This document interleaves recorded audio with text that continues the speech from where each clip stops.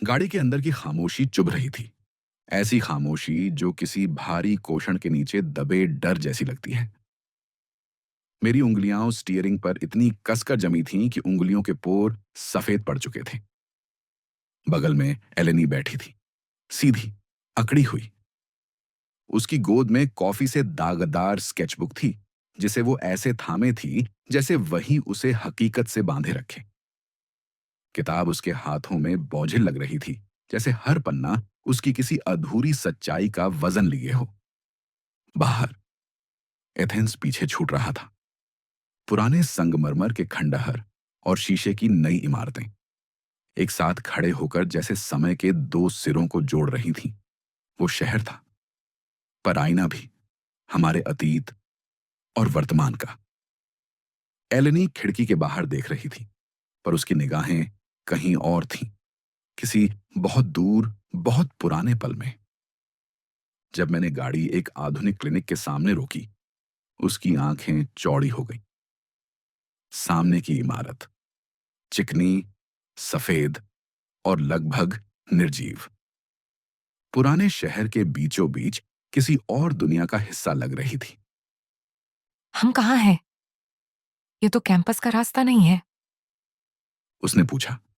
आवाज में एक नाजुक सा डर और सवाल मिला हुआ था। मैंने उसकी ओर देखा, धीरे, लगभग सांस रोकते हुए। तुम्हारे लिए, एलेनी, सिर्फ तुम्हारे लिए। मैंने हाथ बढ़ाया, उसके चेहरे को थामा और उसके गालों पर जमा नमी को अपने अंगूठे से पोंछ दिया। यह स्पर्श उतना ही कोमल था जितना भीतर से हिला देने वाला। कृपया एक सेशन ले लो, मैंने कहा। आवाज फिसलती हुई सी निकली। बस एक। डॉक्टर एंड्रियास से। वो एक अच्छे डॉक्टर हैं और वो सच में मदद कर सकते हैं। एलेनी हल्का सा पीछे हट गई। उसकी आंखों में नए आंसू उभरे। आपको लगता है मैं पागल हूँ? उसकी आवाज टूटी हुई थी। सब कुछ देखने, झेलने के बाद भी आपको लगता है ये सब बस मेरे दिमाग का खेल है? मैंने सांस ली, गहरी और भारी। मुझे लगता है तुम बहुत दर्द में हो, मैंने कहा। शब्द कांप रहे थे। मुझे लगता है तुम उससे ज्यादा उठा रही हो जितना किसी इंसान को उठाना चाहिए। मेरी नजरें उसकी आंखों में टिक गईं। और मुझे लगता है तुम्हें मदद मिलनी चाहिए, जो मैं नहीं दे सकता। गाड़ी के भीतर हवा स्थिर हो गई। प्लीज, एलेनी, मैंने बहुत धीरे कहा। तुम्हारे लिए, श्राप के लिए नहीं, मेरे लिए नहीं, बस तुम्हारे लिए। एलेनी ने कुछ देर क्लिनिक के दरवाजे को। उसकी आंखों में सदियों का भार था, यादें, दर्द और कहीं भीतर दबी हुई मोहब्बत। पर इस बार उस सब के बीच कुछ नया था। एक नरम मगर जिद्दी उम्मीद की चमक। ठीक है, सिर्फ एक सेशन। उसने कहा। आवाज कांप रही थी, पर हर शब्द साफ और दृढ़ था। गाड़ी के अंदर की सिर्फ खामोशी एक। चुभ रही थी। ऐसी खामोशी जो किसी भारी कोषण के नीचे दबे डर जैसी लगती है। मेरी उंगलियां उस स्टीयरिंग पर इतनी कसकर जमी थीं कि उंगलियों के पोर सफेद पड़ चुके थे। बगल में एलेनी बैठी थी, सीधी, अकड़ी हुई।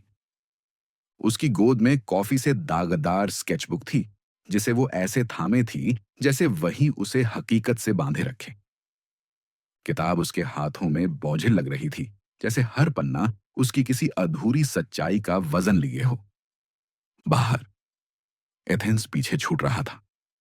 पुराने संगमरमर के खंडहर और शीशे की नई इमारतें एक साथ खड़े होकर जैसे समय के दो सिरों को जोड़ रही थीं। वो शहर था, पर आईना भी, हमारे अतीत और वर्तमान का। एलेनी खिड़की के बाहर देख रही थी, पर उसकी निगाहें कहीं और थीं, किसी बहुत दूर, बहुत पुराने पल में। जब मैंने गाड़ी एक आधुनिक क्लिनिक के सामने रोकी, उसकी आंखें चौड़ी हो गईं। सामने की इमारत चिकनी, सफेद और लगभग निर्जीव। पुराने शहर के बीचों बीच किसी और दुनिया का हिस्सा लग रही थी। हम कहाँ हैं? ये तो कैंपस का रास्ता नहीं है। उसने पूछा। आवाज में एक नाजुक सा डर और सवाल मिला हुआ था। मैंने उसकी ओर देखा। धीरे, लगभग सांस रोकते हुए। तुम्हारे लिए, एलेनी, सिर्फ तुम्हारे लिए। मैंने हाथ बढ़ाया, उसके चेहरे को थामा और उसके गालों पर जमा नमी को अपने अंगूठे से पोंछ दिया। यह स्पर्श उतना ही कोमल था जितना भीतर से हिला देने वाला। कृपया एक सेशन ले लो, मैंने कहा। आवाज फिसलती हुई सी निकली। बस एक। डॉक्टर एंड्रियास से। वो एक अच्छे डॉक्टर हैं और वो सच में मदद कर सकते हैं। एलेनी हल्का सा पीछे हट गई। उसकी आंखों में नए आंसू उभरे। आपको लगता है मैं पागल हूं? उसकी आवाज टूटी हुई थी। सब कुछ देखने, झेलने के बाद भी आपको लगता है ये सब बस मेरे दिमाग का खेल है? मैंने सांस ली, गहरी और भारी। मुझे लगता है तुम बहुत दर्द में हो, मैंने कहा। शब्द कांप रहे थे। मुझे लगता है तुम उससे ज्यादा उठा रही हो जितना किसी इंसान को उठाना चाहिए। मेरी नजरें उसकी आंखों में टिक गईं। और मुझे लगता है तुम्हें मदद मिलनी चाहिए, जो मैं नहीं दे सकता। गाड़ी के भीतर हवा स्थिर हो गई। प्लीज, एलेनी, मैंने बहुत धीरे कहा। तुम्हारे लिए, श्राप के लिए नहीं, मेरे लिए नहीं, बस तुम्हारे लिए। एलेनी ने कुछ देर क्लिनिक के दरवाजे को। उसकी आंखों में सदियों का भार था। यादें, दर्द और कहीं भीतर दबी हुई मोहब्बत। पर इस बार उस सब के बीच कुछ नया था। एक नरम मगर जिद्दी उम्मीद की चमक। ठीक है, सिर्फ एक सेशन। उसने कहा। आवाज कांप रही थी, पर हर शब्द साफ और दृढ़ था। सिर्फ एक ऐसी गंध जो हर सांस के साथ भीतर उतरती जाती है और सब कुछ बांध लेती है। दीवारें सफेद थीं, लेकिन उनमें एक सन्नाटा था। ऐसा सन्नाटा जो आवाज और उम्मीद दोनों को सोख लेता है। मैं एक कुर्सी पर अकड़ कर बैठी थी, जो जरूरत से ज्यादा नरम थी। गोद में एक कैंपस मैगजीन थी, जिसमें स्प्रिंग फॉर्मल्स, क्लब मीटिंग्स और स्टडी अब्रॉड प्रोग्राम्स के विज्ञापन चमक रहे थे। यह सब इतना सामान्य था कि अवास्तविक लग रहा था, जैसे मैं दूरबीन से किसी दूसरे ग्रह को देख रही हूं, रंगीन, जीवंत, पर उस दुनिया से बिल्कुल अलग जहां मैं रहती हूं। कांच के पार क्रिस्टोफर बाहर टहल रहा था, एक बंद पिंजरे में कैद किसी बेचैन जानवर की तरह। उसकी जेब में रखा जैतून का फूल धूप में हल्का सा चमक रहा था। हर बार उसके कदम के साथ टहक, जैसे उसके दिल की धड़कन बाहर छलक रही हो। मैं उसकी मौजूदगी को दीवारों के पार भी महसूस कर सकती थी। एक धड़कता हुआ अनुस्मारक जिससे मैं भागना चाहती थी, पर भाग नहीं पा रही थी। डॉक्टर एंड्रियास का ऑफिस बाहर की दुनिया से बिल्कुल अलग था। गर्म, शांत, लगभग घर जैसा। दीवारों पर पारिवारिक तस्वीरें थीं, अलग अलग उम्र के मुस्कुराते बच्चे, एक घिसा पिटा ग्लोब और खिड़की के पास रखा एक छोटा जैतून का पेड़ जो धूप की तरफ झुक रहा था, जैसे किसी प्रार्थना में झुका हो। डॉक्टर एंड्रियास की आंखें दयालु थीं और उनके हर हाव भाव में एक सावधानी भरी शांति थी, जो अजनबी भी थी और शायद वही थी जिसकी मुझे सबसे ज्यादा जरूरत थी। उन्होंने धीरे से कहा, क्रिस्टोफर ने बताया है कि तुम्हारे पास कुछ यादें हैं, दूसरे जीवन की। दूसरी मौतों की। मैंने उंगली से डेस्क की लकड़ी पर बनी नालियों को छुआ, उनके बीच घूमती, उलझती, मिलती लकीरों को महसूस करते हुए। वो खुरदरी सतह मुझे इस पल में वापस खींच रही थी, वर्तमान में बांधे रख रही थी। हर बार जब वो मुझे ढूंढता है, मैंने कहा, आवाज सपाट थी, मैं मर जाती हूं। थोड़ा रुककर सांस ली, पर इन दिनों मुझे कुछ एहसास हुआ है। डॉक्टर आगे झुके। क्या एहसास? मैंने नजर उठाई और शायद सदियों में पहली बार मेरी आंखें साफ थीं। श्राप उसके प्यार पर नहीं पलता, मैंने धीरे से कहा। वो उस बात पर पलता है कि मैं उसके लिए मरने को तैयार रहती हूं। शब्द हवा में तैर गए, सरल पर इतने भारी कि कमरा जैसे उनका बोझ महसूस करने लगा।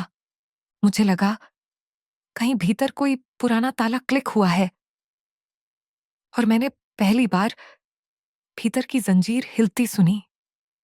डॉक्टर एंड्रियास ने सिर हिलाया, बहुत शांत भाव से। तुमने मौत को कीमत के रूप में स्वीकार कर लिया है। उन्होंने कहा। क्या होगा अगर तुम उसे देने से इनकार कर दो? इनकार? मैंने दोहराया। कैसे? जीने का चुनाव करके। उन्होंने कहा। उसके लिए नहीं, प्यार के लिए भी नहीं, खुद के लिए। उनके शब्द कमरे में ऐसे गिरे जैसे कोई खिड़की खुली हो। हवा आई और मैं अचानक सांस ले पाई। मैं धीरे से उठी, मेरे कंधे सीध हो गए, सांस गहरी हुई, जैसे किसी लंबे अंधेरे के बाद सुबह की पहली किरण ने मुझे छुआ हो। बाहर मैं महसूस कर सकती थी, हमारे साझा अंधकार में पहली बार कोई रोशनी टिमटिमाई थी। अब मरना नहीं, मैंने कहा। हर शब्द के साथ मेरी आवाज और स्थिर होती गई। न कायरोस के लिए, न क्रिस्टोफर के लिए। क्लिनिक का दरवाजा किसी खुला के लिए भी तो नहीं। ठंडी हवा का एक झोंका भीतर घुसा, और उसी के साथ क्रिस्टोफर भी, तेज कदमों से, जैसे किसी युद्ध से लौटे हों। उनके हाथ में कप था, सिरेमिक का, सफेद, जिसके किनारों पर हल्का भाप झिलमिला रहा था। कॉफी की गंध उस बांझ क्लिनिकल माहौल में कुछ मानवीय सी लग रही थी, जैसे किसी तूफान में उम्मीद की छोटी सी लौ। एलेनी, उन्होंने लगभग फुसफुसाकर कहा, पर उनकी बेचैनी उस हल्के स्वर से भी ज्यादा भारी थी। क्या कहा उसने? डॉक्टर ने? उनकी आंखें मेरे चेहरे पर अटक गईं, कहीं राहत, कहीं डर, कहीं वो पुराना अपनापन जो अब शायद सिर्फ एक आदत रह गया था। मैंने उनकी ओर देखा, शांत, पर भीतर कुछ ठंडा और गहरा था। मैं अब नहीं मरूंगी क्रिस्टोफर, मैंने कहा। न तुम्हारे लिए, न इस श्राप के लिए। वो रुक गए, जैसे किसी ने उनके भीतर की सांस खींच ली हो। उन्होंने मेरा हाथ पकड़ने की कोशिश की, धीरे, किसी अपराधी की तरह, जैसे छूने का हक खुद उनसे छीन लिया गया हो। तो फिर हम इसे साथ? नहीं, वो शब्द मैंने उतनी ही मजबूती से कहा जितनी किसी प्रार्थना में होती है। अब कोई हम नहीं, बस मैं। क्लिनिक के बाहर की जिंदगी चलती रही। कैंपस की शटल गुजरी, कुछ स्टूडेंट्स हंसते हुए बातें कर रहे थे, लेकिन उस पल में हमारी दुनिया अलग हो चुकी थी।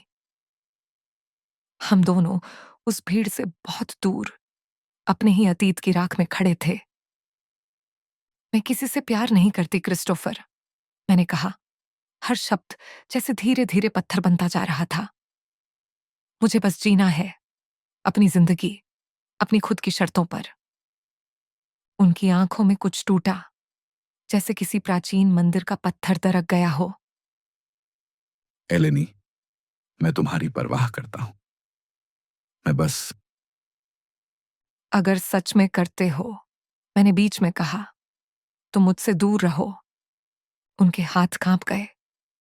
कप से थोड़ी कॉफी छलकी और उनके जूतों पर गिरी, गहरी, गाढ़ी, जैसे जलता हुआ पछतावा। मैंने दरवाजे के बाहर कदम रखा, टैक्सी रोकी। पीछे मुड़कर देखा तो क्रिस्टोफर फुटपाथ पर खड़े थे। हवा में उनकी कोट की किनारियां फड़फड़ा रही थीं और उनकी जेब में रखा जैतून का फूल धीरे धीरे मुरझा रहा था, जैसे कोई आखिरी सांस। सड़क पर कॉफी की बूंदें गिरी, भूरी, पर उस रोशनी में खून सी लग रही थी। शायद वो भी किसी तरह की कुर्बानी थी, एक आखिरी भेंट उस अतीत को जिसे अब मैं हमेशा के लिए पीछे छोड़ रही थी।